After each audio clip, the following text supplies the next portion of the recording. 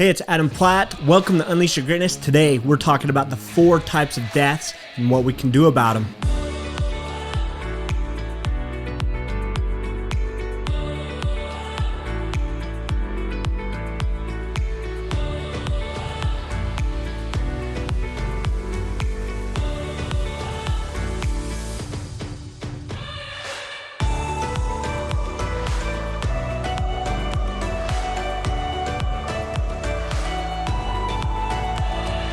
Hey, welcome to Unleash Your Greatness. Today we're talking about the 4 types of deaths and what we can do about them. So let me explain what that means. A while ago, I was listening to a podcast from another podcaster, and it was really interesting. The guest he had on talked about how there's basically 2 types of deaths that everybody goes through. And I want to talk, I kind of took what he talked about because I really started getting my mind going, like thinking, oh man, that's kind of cool. I really like what he talked about there. And so I kind of took it and I added it, and I figured that there was actually 4 deaths that people go through throughout their time on earth. And, spiritual side aside, this is kind of like talking about kind of more like a death of how to go through life, I guess, if you will.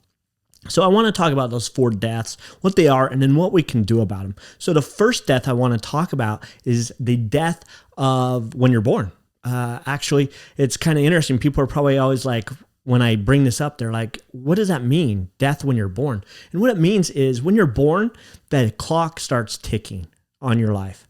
Okay, some people are born and they're only here for a short time. Sometimes they're only here for days. Sometimes they're only here for years. Sometimes we're here for 90, 100 years, some people, right?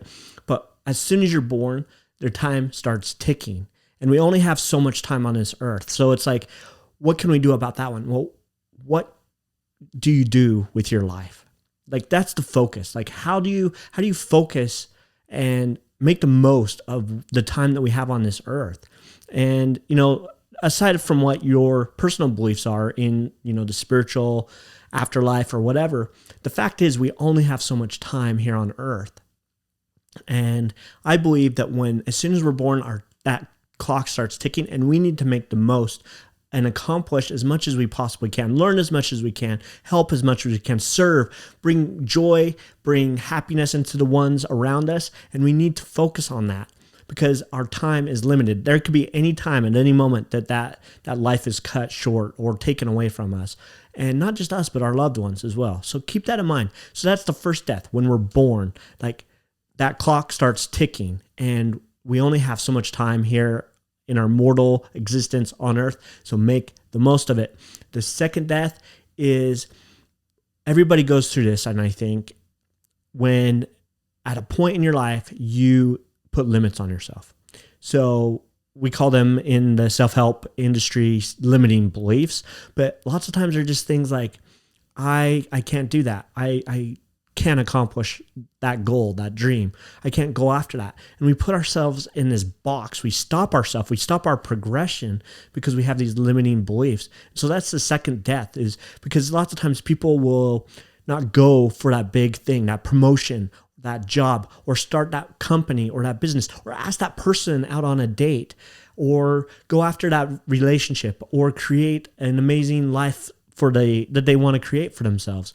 They don't do that. They limit themselves because they're like, I'm not worthy of that. I'm not capable of that. I'm not smart enough. I'm not strong enough. I'm not cute enough. I'm not pretty enough. I'm not, all these things that we tell ourselves, and we have all these limiting beliefs that we put on ourselves.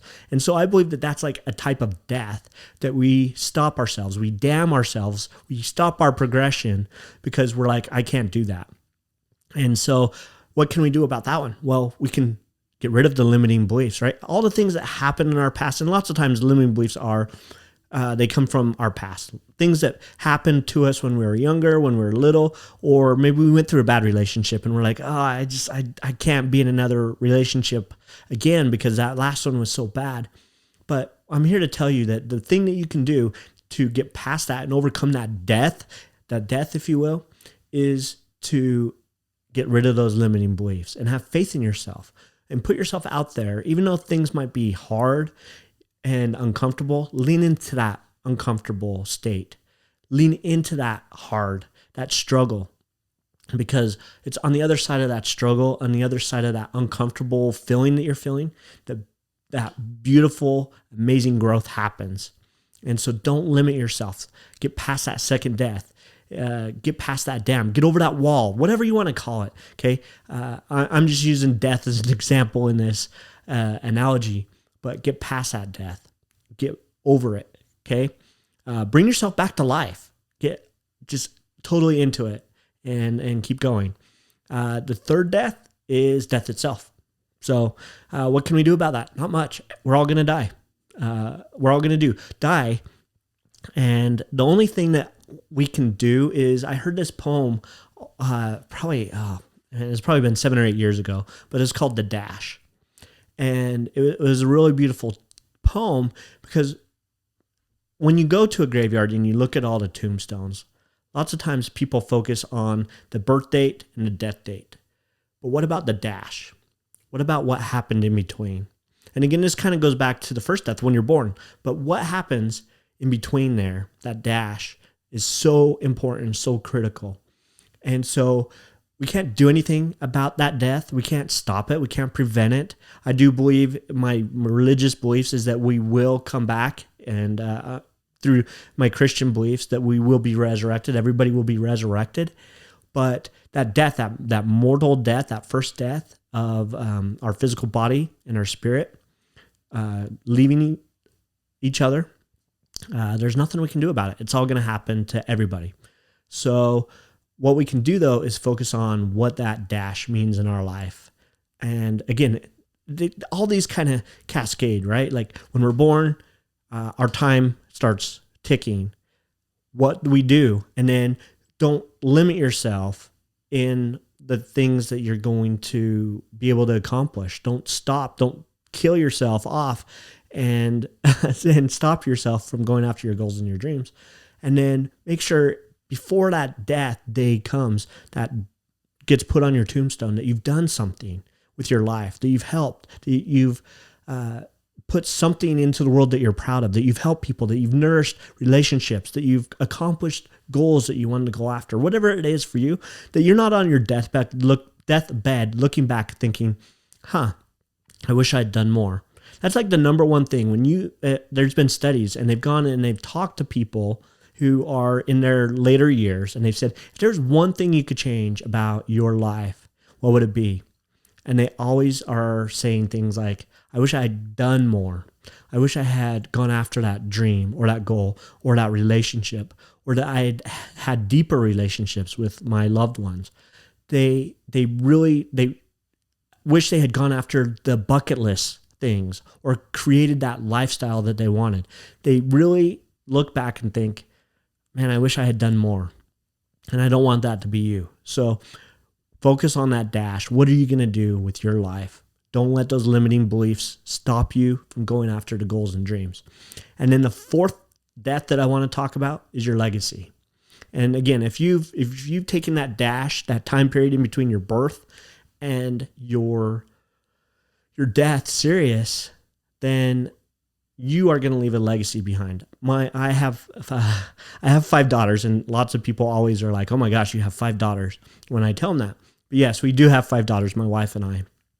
And so because we have 5 daughters, they range anywhere. My oldest is 19 right now. My youngest are twins that are 7. And so we've seen every Disney movie out there. And this isn't a plug for Disney, but we watch a lot of Disney in our household because we have 5 daughters, and some of them are still young. And so one of the shows that is really interesting is the show called Coco. And the whole premise is this boy somehow, and I don't remember all the details. It's been a while since I watched it, but he gets sent down to kind of like the afterlife where people go after they pass away. And he's down there and he's running into relatives of his, past grandparents and great-grandparents and great-great-grandparents, I think. And his grandmother, who is still alive, maybe she's a great-grandmother, I can't remember.